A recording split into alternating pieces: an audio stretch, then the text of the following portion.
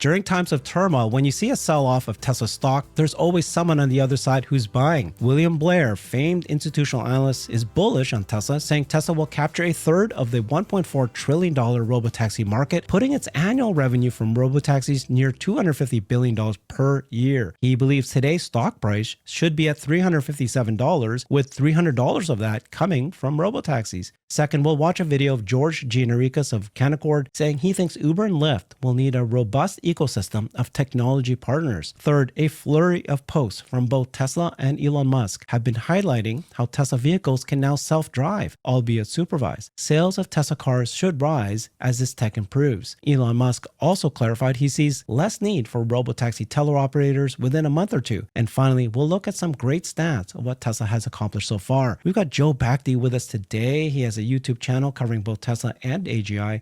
Check out his website and community at pioneerlands.net. Welcome, Joe.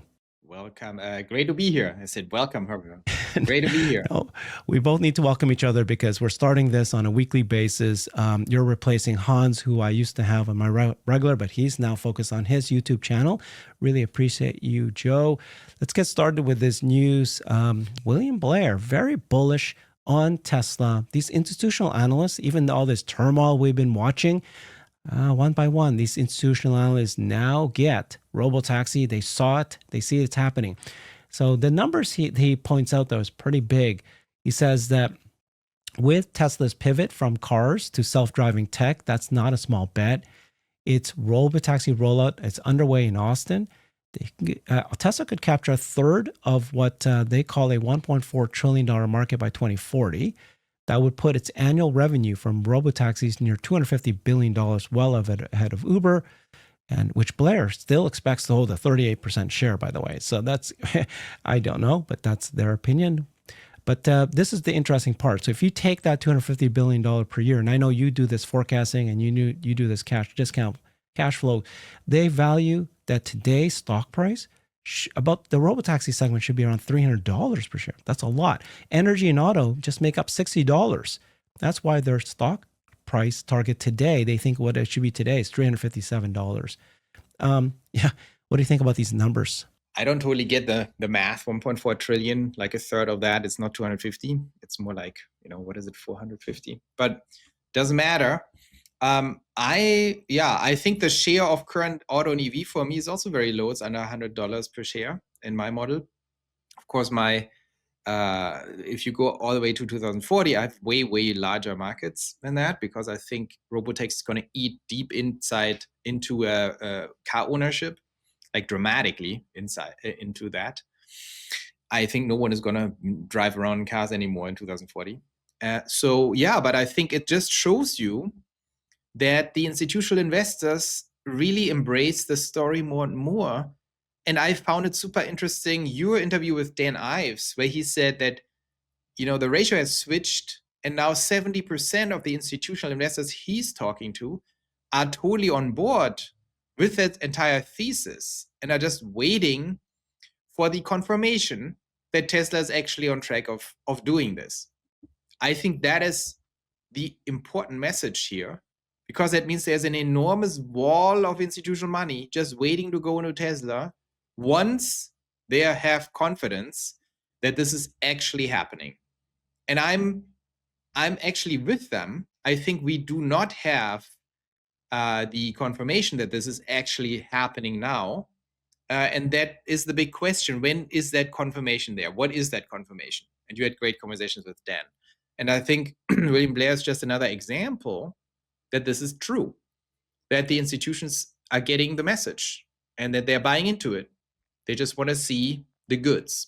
Yeah, it was a very interesting comment. I still don't know if I fully believe it, but I know you've been saying it for a while too, which is, okay, so there are investors, a percentage of them will only invest once the actual earnings show up. And that, you call it, your term for that is a forcing function.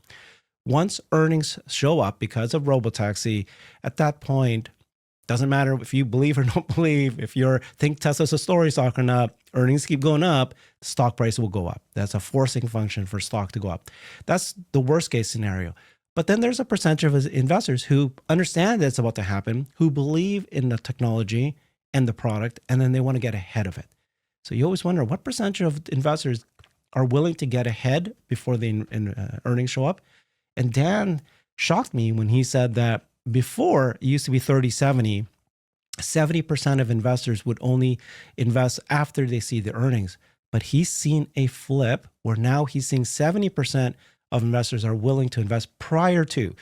So this is the big question, right?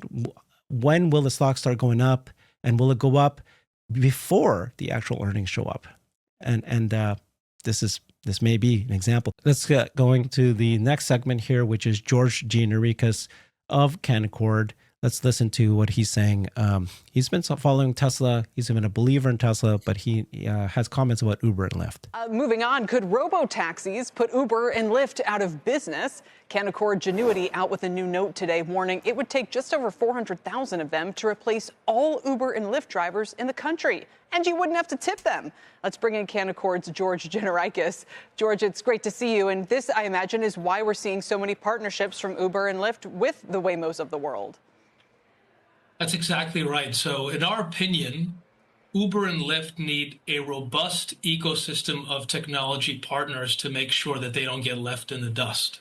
If it's just Tesla and Waymo, we find it very hard to believe that as the market transitions from robotaxi, that Uber and Lyft can eke out enough industry profits to stay viable. They need someone like a Mobileye, for example, that powers multiple OEMs, enables their robotaxis such that they can serve a purpose and still create demand generation for those providers. You think Uber and Lyft operate at around $3 per mile, but robotaxi could be like $1? Exactly. So we spent a lot of time on the math. And in our opinion, at scale, companies like Tesla or Mobileye-powered OEMs, it's going to be about $1 at scale. So right now, Uber and Lyft are at about $3. So to the extent that consumers can get more affordable services, they'll opt for that. And over time, they'll be safer. There won't be another person in the car. You won't have to tip them. So it could be a very, very compelling service as they proliferate. And that said, is this really a threat to Uber if it's basically the one, operating with Waymo right now? Look, if it's just Tesla or even Waymo, we find it very hard to believe that they'll play a viable role in the ecosystem. Now, it may very well turn out that Mobileye powers multiple OEMs and they'll serve a purpose. But Tesla, first and foremost, they want to own the entire value chain. Waymo's partnering with them, but if history serves as a guide, they'll likely also want to own the entire value chain. So they need a robust alternate ecosystem to stay relevant. Okay, so if you were these investors in Uber and Lyft, I know you have a hold on both names. Do you worry about them? If you're Tesla, that's buy rated. Does this obviously just become a big reason for why, they do have this big market in the future? The robotaxi launch was not without hiccups down in Austin. I mean, there's plenty of people, you've seen the articles talking about, kind of some had a smooth experience, others didn't. It's going to take some time to work out the kinks in anyone's robotaxi solution. But the really powerful part of Tesla's model is that overnight, if they wanted to, they have the hardware and the vehicles that enable them to light up 2.8 million cars and enable them as robotaxis. So well over the 400,000 estimate. And that's what they've been working on for years and years and years, right? So anyone, that has hardware 3+ in their vehicle can turn it into a robotaxi. Now, again, it'll take some time to get there in all geographies, but it's a really, really powerful model. No, I know. People love the idea. It's a little weird, but the car can make money for you, maybe, while you're sleeping. George, appreciate putting the hard numbers to it. Good to see you on a day like this. George Gianarikas with Canaccord. I like George. That's pretty good. I like what he said. There's a lot to break there. What do you want to start with? So, I think when I break it down, what the difference is between me and other, Tesla tubers like CERN, like what all of us believe that these guys don't believe, I would, summarize it like this. And this is important because that might be the alpha of our viewers over institutionals.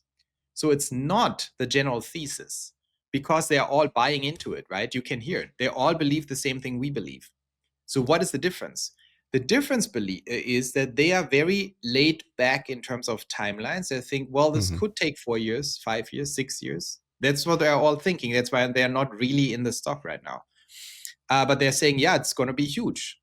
So the big question is this going to be a question of 6 months, the whole thing, or is it six years?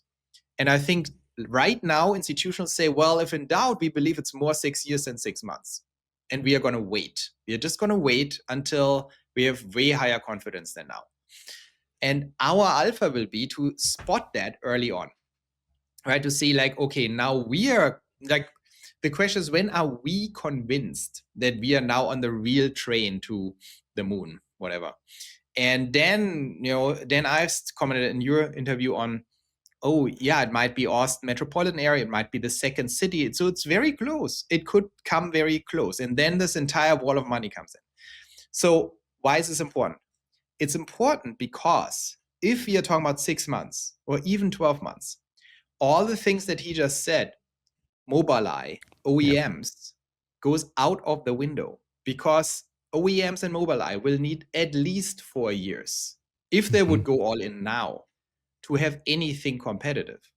If they would go all in now, BMW, whoever, Ford, and I just did a video on Monday on Ford and Waymo, if this is in any way as real as I think, and I think you also think, that this is happening in the next 12 months, that Tesla gets to scale to 2,000, then very quickly to 100,000 if they get to 2,000, it's totally game over. They can't compete. They will need many years. Mobileye has to do the partnership. Then they have to develop robotaxi platforms. They need to get validation. They need to get regulatory approval. We are talking about at a minimum 4 years from now, if Ford would start doing that. Unless you're doing it with Waymo. I think Waymo is the only one who has a little bit of head start over Mobileye and everyone. But Tesla's also going to totally fleece them. So in the end, it's not anymore a question of who believes what. We all believe the same thing, including the institutions. It's about timelines. Is it 6 months or 6 years? I believe it's way closer to 6 months than 6 years. And if that's the case, it's game over. And the only possible competitor would be Waymo. Only if Waymo now, in the next 9 months, I would say, strikes a partnership with an OEM, a hardcore partnership with a JV where Google invests billions into a dedicated robotaxi platform. If they don't do that in the next 9 to 12 months with a tight timeline, Waymo is also guaranteed to be toast. Right. So much to talk about here. This is a fun one. Theory. Yeah, I love the theory. Makes a lot of sense. I totally agree with what you just said there. So Waymo just announced, or Ford CEO, right? He came out, just Jim Farley, saying that I believe in LiDAR. LiDAR's needed. I talked to Elon Musk, and I don't think that he's now playing the game. I think Waymo's going to pay Ford. They will pay Ford instead of Tesla going, you want to partner with us? You have to pay us. So I like what George said, George Gianarikas, which is, there's some people out there going, Uber is going to win the game because it's going to be a commodity of so many automakers offering this, and you need an Uber to be able to offer as many options available for you. Tesla's just going to be one of them. But it's about timing. What happens if it is just Waymo and Tesla? If Waymo takes over Uber, why would Waymo need Uber? They don't. They have their own app. They don't need Uber. They already have their own app in many cities today. They don't need Uber. So that Uber, that idea makes sense. And then this concept of, what happens if Tesla can expand faster than these other competitors can get out there? So yes, many of them have some sort of technology, but how fast can they? And it's not just rolling out a city or two, like what Waymo's able to do, right? 3,500 cars by the end of next year. That's not enough. We're talking about 50,000, 100,000 cars, 10,000 cars in every city, 5, 10, 20 cities. What happens to, right? They cannot catch up. By the time they do get their first 10,000, where would Tesla be at that point? 100,000, 200,000 cars? Exactly. So I think, first of all, the people outside Tesla and Waymo, they don't have any chance, because if you're Chinese, for example, there's a whole different set of problems. You're not allowed to deploy that in Europe or US. There's national security issues, there's hardware platform and tariff issues. So it needs to be domestic, number one. And number two, who is even in the race? Mobileye is not really in the race. They're not even remotely ready to do this. So it is only Waymo who has some operational capability there.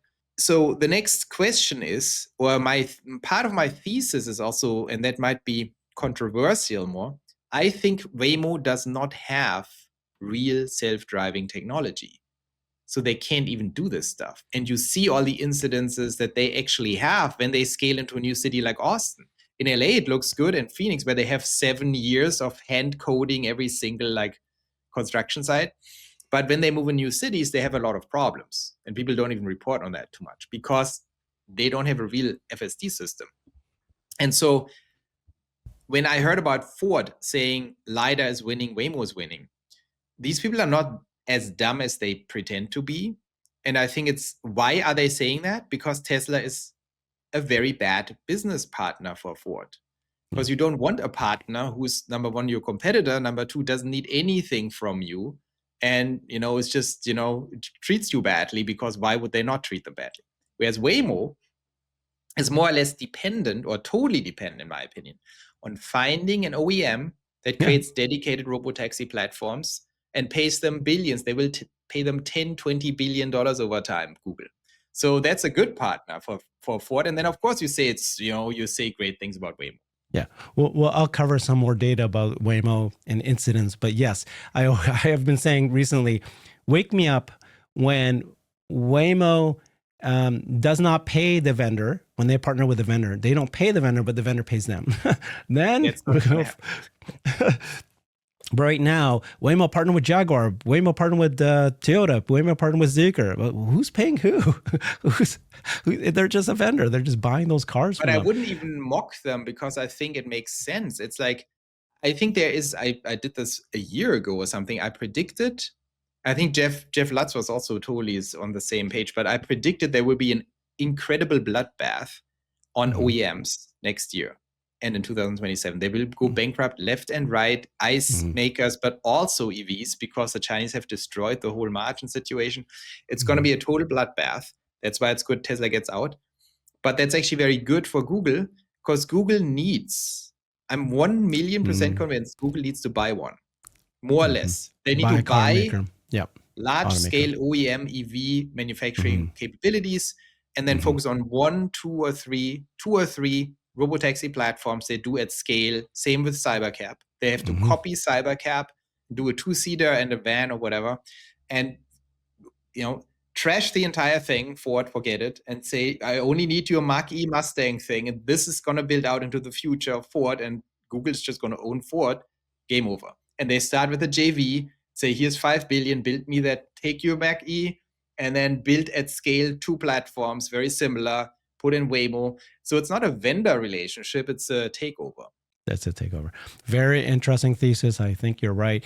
I just did a show yesterday with Jeff where we showed that the Xiaomi YU7 just launched. Very beautiful car, tremendous amount of features, 200,000 sales in 3 minutes, like set a record. These guys will be successful, these new Xiaomi. And people are saying, oh no, they're a Tesla killer. Watch out, Tesla. They're here. Yes, you're right. EVs are now a commodity. And yes, we're going to see many more of these. But luckily, at the same time, Tesla comes out and says, my cars self-drive. You have all these great features. You have this wonderful new across the horizontal dashboard. You have this magnetic tissue box in front. You have all these incredible features. But the one feature you need is, does it self-drive? And you have also, the Chinese also have absolute killer price points. I mean, the Chinese, they achieved complete dominance in cars now. But just in time, Tesla has escape velocity. Escape velocity. So this is Dave Lee saying this. If you try out a Waymo and you like it, you can't buy one. But if you try out a Tesla robotaxi and like it, you can order one in a minute at Tesla.com. Interesting to think about how Tesla robotaxi can positively impact Tesla's sales of vehicles going forward.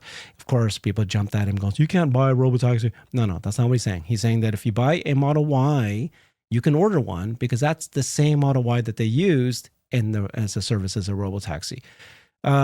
Tesla has been posting this just the last few days. Friends don't let friends buy cars that cannot drive themselves. Elon himself said, try Tesla supervised self-driving, the only robot car you can actually buy. FSD supervised can drive you anywhere in the US, Canada, China, Mexico, and Puerto Rico. Tesla said he said that. So the one thing that we need to improve with the robotaxi launch, Omar said, wait times for robotaxi is definitely something I'd like to see improved. Too often you're waiting 15 minutes for one. Ideally should always be under 5 minutes, 10 or most. Yes, he knows this, that there's only 11 cars right now. It's only to a small select group of invite only. Yes, there's going to be a wait time. But I like the way that this Tesla employee, this AI team member replied. He said, thanks for the feedback. Wait times are a result of supply of vehicles versus demand for rides at any given time. So it's going to be solved once we have tremendous amount of supply. But he said this, we're utilizing the data from the launch to inform fleet orchestration, and these wait times will improve significantly as we integrate these learnings. So it's just you got the very first product, you launch it for the first time, you have 11 cars, you have just a small group of people. But what you're really testing is the data collection and the fleet orchestration. You're learning that Tesla's never done this before, but good thing is they're the experts in AI and machine learning. They'll figure this out, how to properly schedule cars to be parked at the right place to reduce wait times. Yeah, it's well, who knows what's really the bottleneck, but it seems FSD is performing pretty well. And maybe it's just, human bottlenecks. I hope that's the case. Maybe it's just operational bottlenecks to figure out the ride sharing piece, which is new, like drop-offs and changing routes while you're in the robotaxi, and maybe maintenance, something like that. So it's all about the big questions. The $1 trillion questions now is how much core innovation is still needed on FSD, and how much is these are just bottlenecks operationally around the rollout? That is the big question. And who knows? I hope it's just the operational issues. And I also have no idea how these things are even managed. Like if you have a FSD system, how do you even influence the model to understand, when someone changes the route or the drop-off points? I have no idea how this technically actually works. Do you have to retrain the models, or are these like little things that sit on top of the model that steer it somehow? These are very interesting questions because they all boil down to the $1 trillion question. How quickly are we in a situation where we can scale? And if the core tech works, that's for me still the question. I know you have very high conviction because you like the FSD experience. If that's the case and it's just operational bottlenecks, Tesla is very good in solving these bottlenecks. So then we are truly talking about 6 months or something. That's $1 trillion question, but Elon, many people don't believe him, but we did have the very first Tesla car built from the factory, drive itself 30 minutes, 30 miles to get to a customer's home all by itself. And then we have here Elon saying that it's actually just 1 or 2 months away. This is the big question. So the question right now is, Farzad asked this question. Elon, when does Tesla expect to get to a 3-to-1 or more robotaxi to supervisor teleoperator ratio? So this is for every robotaxi you have right now. People need to understand that when you have a robotaxi and you just launch it, every robotaxi vendor has a 1-to-1 teleoperator to robotaxi. There's a person supervising it 1-to-1. Eventually, months, weeks later, they do it to a 3-to-1, and eventually they do a 5-to-1, then maybe a 10-to-1. As far as I said, per my modeling, it looks like that robotaxi is going to be break even at 2-to-1, very profitable at 3-to-1, wildly profitable 5-to-1. Elon replied to him, says, as soon as we feel it is safe to do so, probably within a month or two, we continue to improve the Tesla AI with each mile driven. He thinks that within a month or two. Now, I think he might have misread this. He might be thinking, when do you no longer need a supervisor? But in a month or two, if you read it right, then in a month or two, they'll get to 3-to-1 or more. And just to show that this is Baidu's Apollo Go, and you can see here that, every one of these guys do have these teleoperators and managing the cars, checking to make sure the cars are fine, needing to drive them. Waymo has that as well. This is part and parcel, normal. This is part of what happens. But the question is, and you've been saying this, which is, okay, they all do this. They all have, supervisor remote operators, but then which is going to be able to escape velocity and be able to say, okay, I only need one operator for every 10 cars, for every 100 cars. And that's when the costs plummet, when you don't need a person following each car. Yeah. What's your numbers? I think the question might be less important than it seems, because once you're not on one-on-one, I think then things move very quickly. Because, once you're not one-on-one, that's like an operational leap. You basically have one, and then somehow you can assign the cars when something happens or something. Once you're in that mode, what are the odds you go from 1 to 1 to 1 to 2 to 1 to 3? I don't think that's how it works. You go to 1 to many and then increase the many, just statistically, I think. So again, it all boils down to that same question. Does FSD actually work? And if it works, it's very unlikely you need 1 to 1. And if that's unlikely, it's also unlikely you randomly need 1 to 2, right? You probably need 1 to 50 right out of the gate very quickly once you go away from 1 to 1. So, all of that, it always comes, for me, boils back down to the same question. Does it work or not? And when does it work? And I think, a lot of Tesla tubers and fans on X, they're all just gung-ho and say it's amazing, it just works. I'm actually mindset-wise much closer to the institutional investors and say like, well, I'm not convinced yet. I'm buying into it.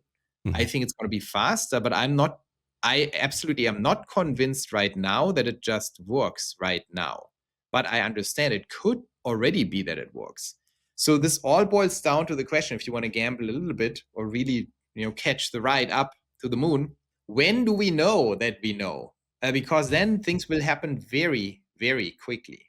I absolutely see scenarios where, if it's unclear and suddenly it becomes clear to everyone. I think the stock can go from 350 or 400 to 1,000 in a very short period of time, like in 3 weeks or something, because we see a giant pile up of institutional interest. These are not small guys, William Blair and Dan Ives and all these guys. All of Wall Street, the entire institutional world of investing in equities and tech knows that. They have it absolutely on their agenda. They're just waiting for the moment. And no one knows what that moment looks like, but everyone has ideas. And then you have heard things going on, and then everyone models it out. And then they will see, oh my God, and they're already throwing all these crazy numbers around, 1.2 trillion. Do you know what that means? 250 billion in revenue at a 70% margin or whatever. Like, this is insane. We're talking about a 10 billion free cash flow company going to what? 200 billion? That's a 20x. So, yeah. And then they will realize this is a much bigger market. It's not just 1.2 trillion or 1.4 trillion. It's like the entire car ownership is at stake now. And so, it all boils down to that question. I always said it.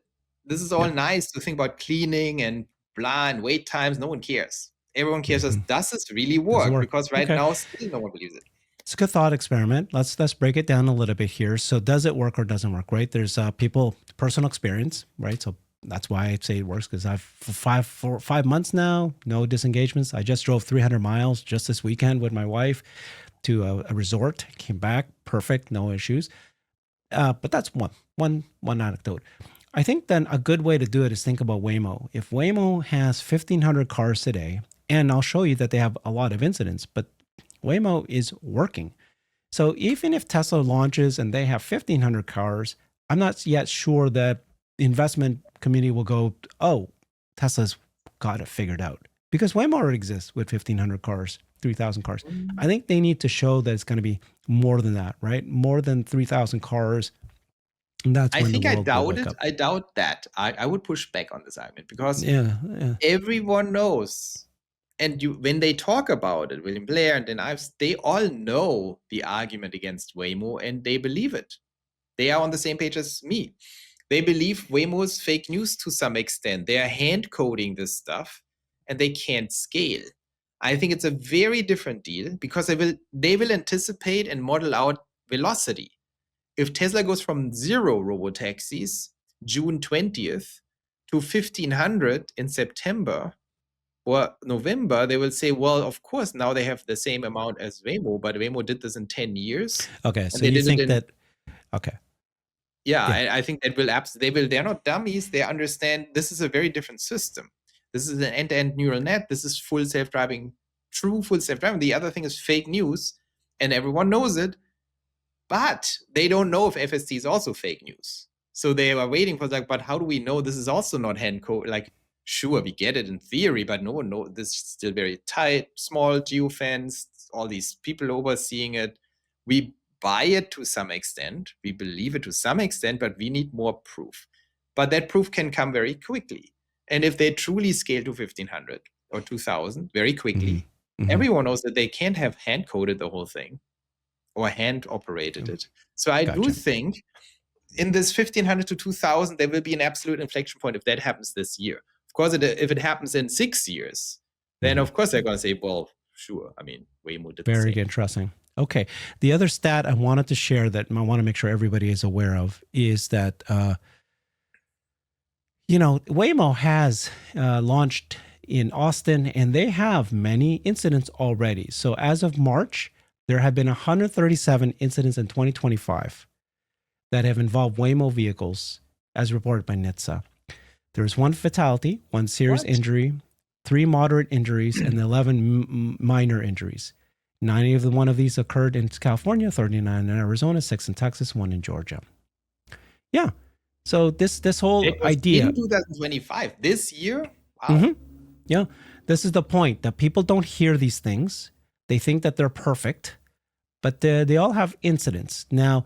And these incidents, by the way, it's like that's what's going to happen. Tesla will have incidents as well. So there will be accidents. I'm just trying to prepare everybody.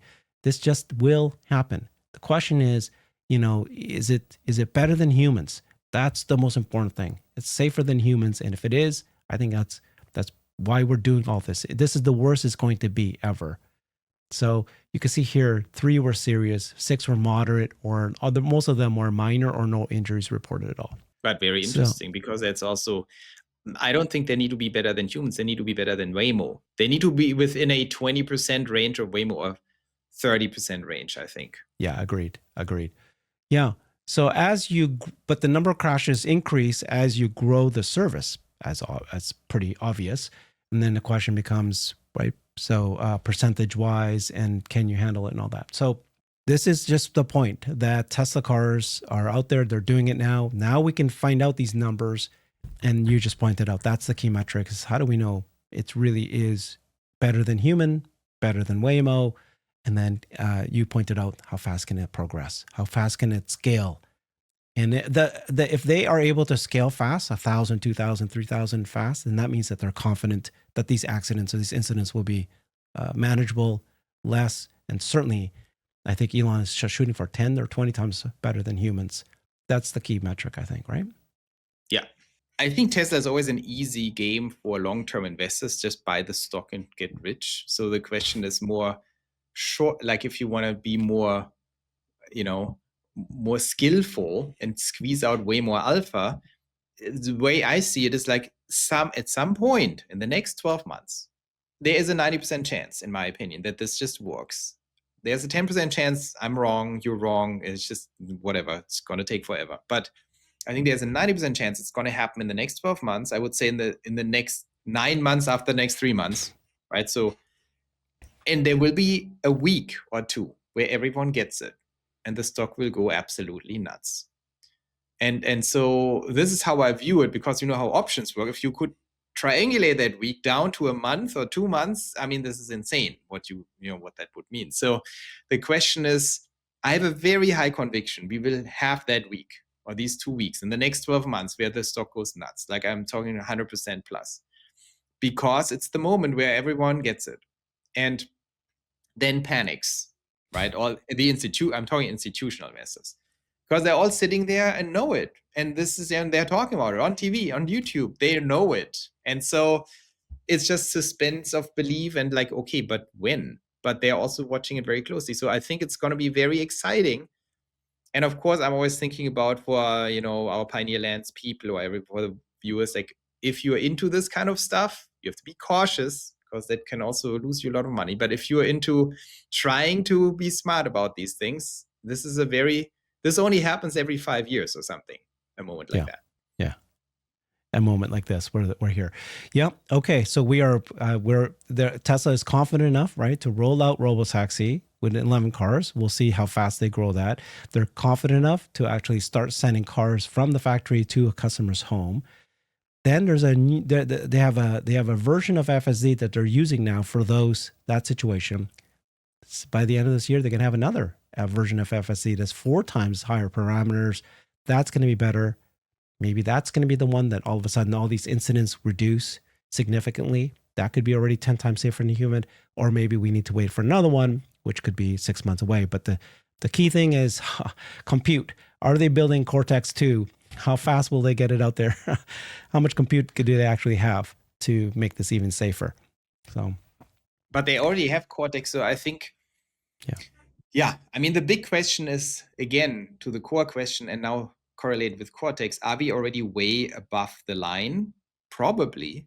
We are probably already there, and it's just getting exponentially better even before Cortex 2, because they already ramped up this thing to, 60,000 H100 equivalents. So, sure, once you still have to do it, because even if you have 99.99%, you want to get to 99.999%, and that takes enormous compute on top of it. But I don't think we are in a situation where we have to wait for Cortex 2 for this to work. I think... Yeah, you don't need to. Yeah. Somebody told me this. You either increase the compute or you just have more time in the same compute. And they both actually give you higher quality of output. So every month that goes by, but they already had the 30,000 H100 equivalent since January, December. Every month that goes by, that means they've been using that to keep training it. Yeah. Just as good as increasing compute. Yeah. And also for me, it's always, I'm always trying to triangulate these exponential curves. And when I think about FSD, and everyone says it's so complicated, it's such a complicated thing. And then I look at GPT-4 or even Grok. It's like these things are so insanely, do you know how, I mean, people don't understand how insane it is what we see on the LLM side and the image generation, video generation.